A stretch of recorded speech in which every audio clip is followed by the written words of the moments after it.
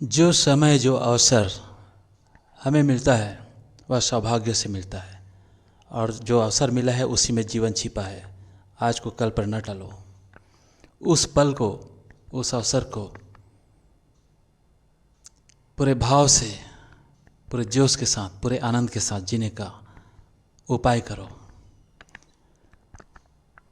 क्योंकि जीवन का अर्थ वही समझ सकता है जिसके अंदर प्रेम जागरण हुआ हो, जिसके हृदय में, जिसके मन में प्रेम प्रकट हो गया हो। वही जीवन को समझ सकता है, वही गुरु को, ईश्वर को समझ सकता है, वही गुरु से, ईश्वर से प्रेम कर सकता है, वही उसकी सेवा कर सकता है, वही उस पर श्रद्धा रख सकता है, गुरु कार्य के लिए सदैव तत्पर रह सकता है। वही व्यक्ति हर पल गुरु में लगन रख सकता है जिसके हृदय में प्रेम भाव जागरण हुआ हो। वह कभी भी किसी में कमियां नहीं ढूंढता, क्योंकि उसके अंदर जैसा प्रेम है, जैसा भाव है, वही भाव दूसरों में भी उसको दिखने लगता है। जब तक व्यक्ति के मन में ईर्ष्या है, प्रेम की कमी है, तब तक उसको औरों में भी ईर्ष्या दिखेगी, शत्रु भाव दिखेगा, छल कपट इत्यादि उसको दिखेगा, कमियां दिखेगी। इसलिए प्रेम को हृदय में जागने दो। प्रेम के बिना जीवन अधूरा है, प्रेम के बिना भक्ति अधूरी है, प्रेम के बिना संसार अधूरा है। जीवन एक महानृत्य है, महारस है, और प्रेम के बिना तो कोई रस ही नहीं है। जीवन परम सिद्धि है, एक साधना है, और प्रेम से भरा जीवन अगर है तो वह प्रेम महाजीवन भी है।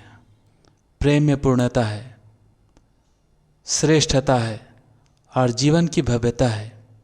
प्रेम ब्रह्म से पूर्णतः साक्षात्कार करने की एक प्रक्रिया है।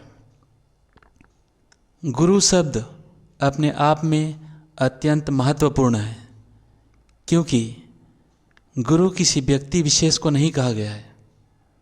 गुरु कोई शरीर नहीं है, गुरु तो परम तत्व है,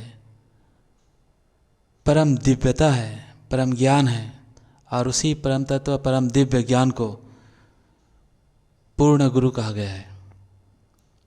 उस ज्ञान को प्रकट होने के लिए एक शरीर की, एक जिह्वा की आवश्यकता होती है, और वह किसी व्यक्ति विशेष के शरीर में प्रकट होता है।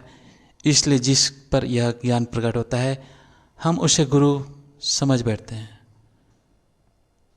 साधारण सामान्य सी बात है। अधिकांशतः गुरु को हम इसी तरह समझते हैं कि फलाना मेरा गुरु है,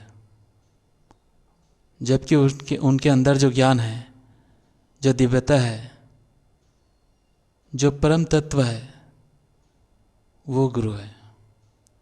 और वह परम तत्व रूपी ज्ञान पूर्णतः दिव्य है, पूर्ण है। इसीलिए जिसमें दिव्यता है, पूर्णता है, जो अपने विचारों पर नियंत्रण कर सकता है, जो अपनी भावनाओं पर नियंत्रण कर सकता है, अपना विवेक को बनाए रख सकता है, ऐसा गुरु इतना सामर्थ्यवान होता है कि वह अपने शिष्य को बिना किसी साधना के, बिना किसी मंत्र जाप के, बिना किसी प्राणायाम के एक क्षण में पूर्णता दे सकता है। आवश्यकता इस बात की है कि आप अपने मन को, अपने विचारों को पूर्णतः खाली कर दें, शून्य कर दें।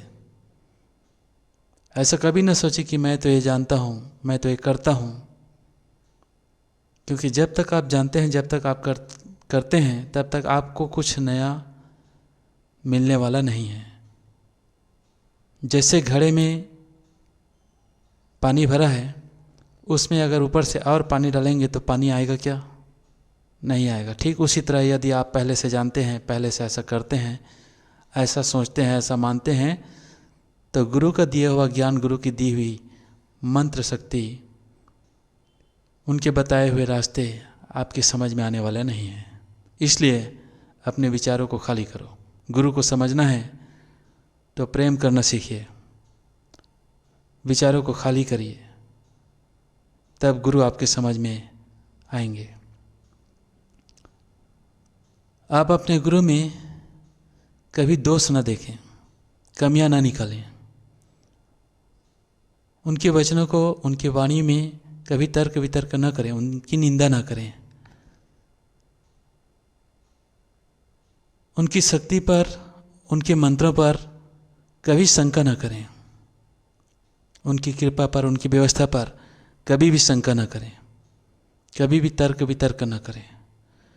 यदि अपने गुरु पर विश्वास है, या यदि आपने गुरु दीक्षा प्राप्त कर लिया है, तो आपको अपने गुरु पर अटूट विश्वास रखना चाहिए, अटूट श्रद्धा रखनी चाहिए। और जिसने भी गुरु दीक्षा प्राप्त नहीं की है, वह योग्य जो आपको पूर्णता दे सके, ऐसे गुरु के सानिध्य में गुरु दीक्षा प्राप्त कर सकते हैं। तभी उनका जीवन एक नई दिशा, एक नई गति, नया उद्देश्य, नए लक्ष्य को प्राप्त हो पाएगा। और जिसने गुरु दीक्षा प्राप्त कर लिया है, तो अपना पूरा ध्यान, विश्वास, श्रद्धा अपने गुरु के चरणों में, भक्ति एवं भाव, समर्पण के साथ अर्पण करें। अर्पण करना और समर्पण के साथ अर्पण करना दोनों अलग अलग है। अर्पण कर देते हैं हम, क्रोध में भी रहते हैं तो अभी श्रद्धा सुमन अपने भावों को अर्पण कर देते हैं। और यदि हम समर्पण के साथ अर्पण करते हैं तो इसका अर्थ है कि हम पूर्ण भक्ति भाव के साथ, शांत मन से, लगन से, श्रद्धा से उनके चरणों में अर्पण करते हैं। अपने सब कुछ गुरु को समर्पण करें। सब कुछ का अर्थ यह है कि मुझे जो मिल रहा है जीवन में, मेरे साथ जीवन में जो भी अच्छा हो रहा है, अच्छा भोजन मिल रहा है, अच्छा मकान मिला है, आने जाने के लिए साधन संपन्नता मिला है, आनंद के साथ कोई क्षण मिल रहा है, परिवार के साथ बिताया हुआ कोई क्षण आनंद से बीत रहा है, तो भी ये सब जो कुछ भी हो रहा है गुरु की कृपा से हो रहा है, गुरु के आशीर्वाद से हो रहा है। यह है समर्पण। आप भोजन करते हैं, हे गुरुदेव आपने मेरा इतना ध्यान रखा, मुझे बहुत स्वादिष्ट भोजन कराया, उसके लिए मैं आपका आभारी हूँ, आपका कोटि कोटि धन्यवाद। इसी प्रकार आप सदैव मुझ पर, मेरे परिवार पर कृपा बनाए रखिएगा। मैं रहूँ या न रहूँ इस संसार में, लेकिन आपकी कृपा मेरे परिवार पर बनाए रखिएगा, यह आपसे कामना करता हूँ, प्रार्थना करता हूँ, आपसे हाथ जोड़कर निवेदन करता हूँ। यह है समर्पण। बहुत से लोग समर्पण करते ये समझते हैं कि निरंतर गुरु के साथ रहना है, उनके आगे पीछे घूमो, उनके दरबार में बैठो, वो जो कहते हैं वो करो, उनको समय दो, हमेशा भक्ति भाव करो, माला जपो, मंत्र जाप करो, साधना करो, पाठ करो। ये समर्पण नहीं है दोस्त। आपके पास समय नहीं है, आपका मन शांत नहीं है, आप व्यस्त हैं और ये सब करते हैं, तो वो करने का कोई मतलब नहीं भी रह जाता, सब व्यर्थ हो जाएगा। श्रद्धा, भक्ति और समर्पण तो भाव से की जाती है, शांत मन से की जाती है, पवित्र मन से की जाती है।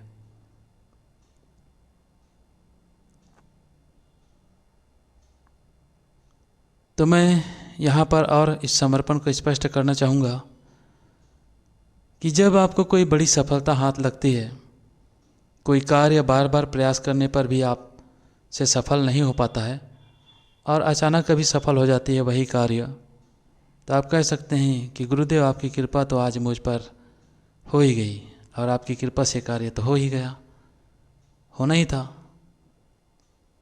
यह है समर्पण।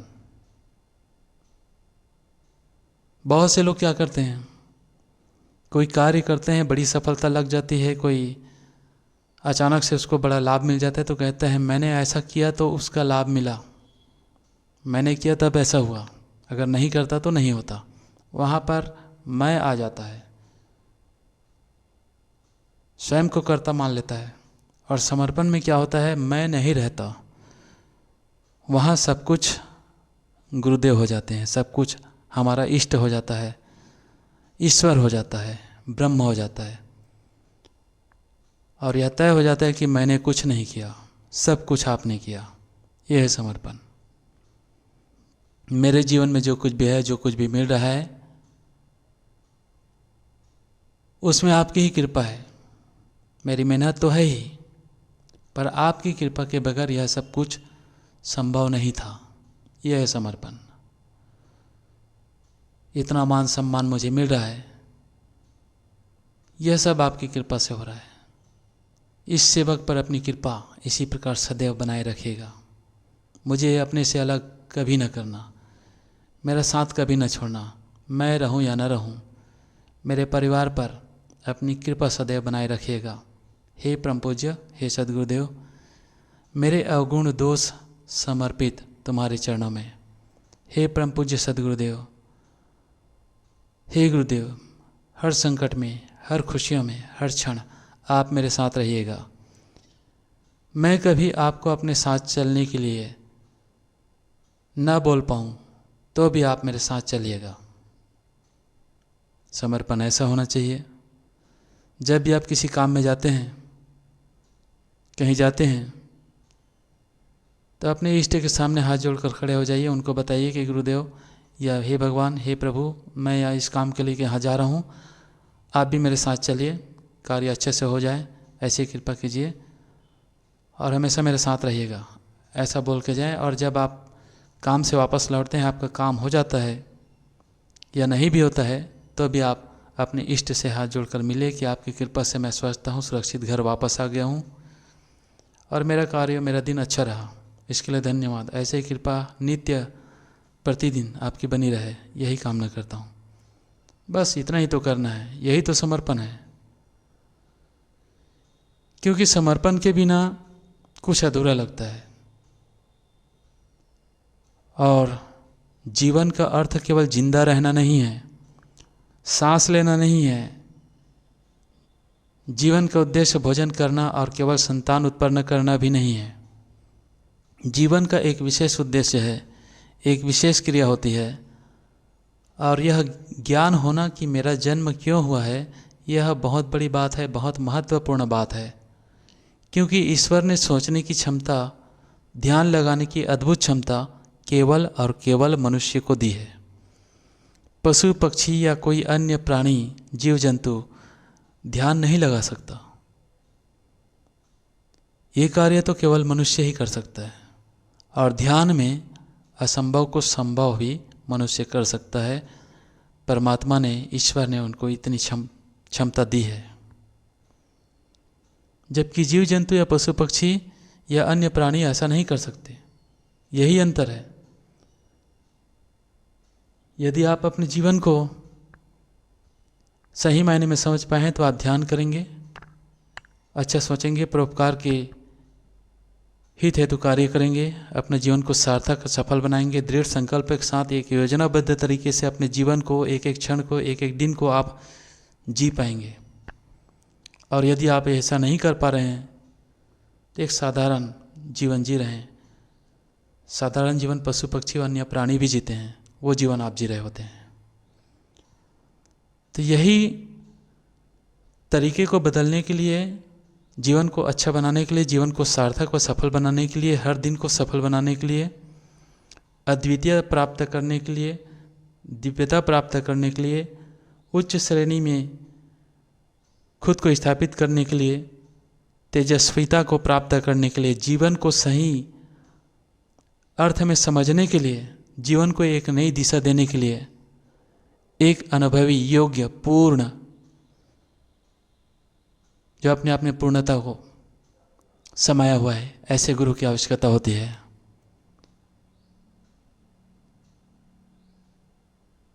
तभी हमारे जीवन का अर्थ हो पाएगा।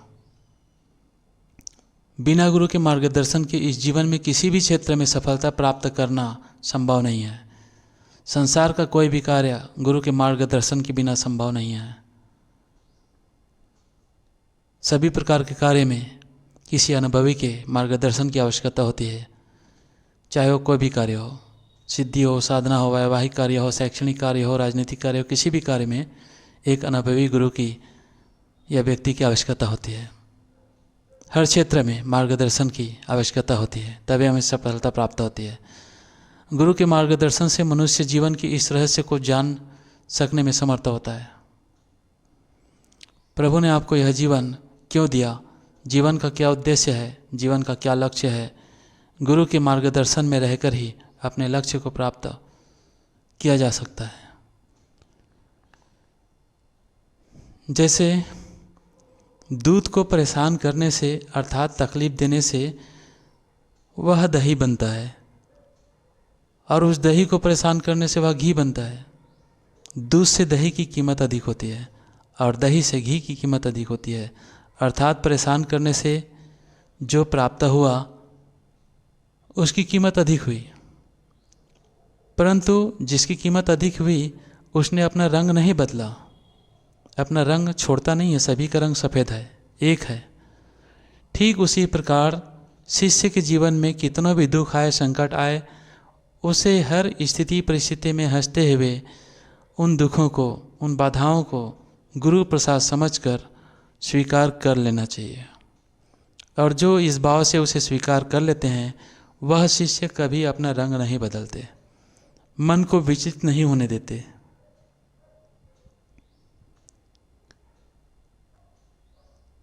ऐसे शिष्य कभी भी अपना धैर्य नहीं खोते, अपना विवेक नहीं खोते, गुरु के प्रति अटूट विश्वास व श्रद्धा बनाए रखते हैं। ऐसे शिष्य से गुरु बहुत प्रेम करते हैं, गुरु प्रसन्न होते हैं। और ऐसे शिष्यों पर जो हर घड़ी हर परिस्थिति को गुरु कृपा, गुरु प्रसाद मानकर जीता है,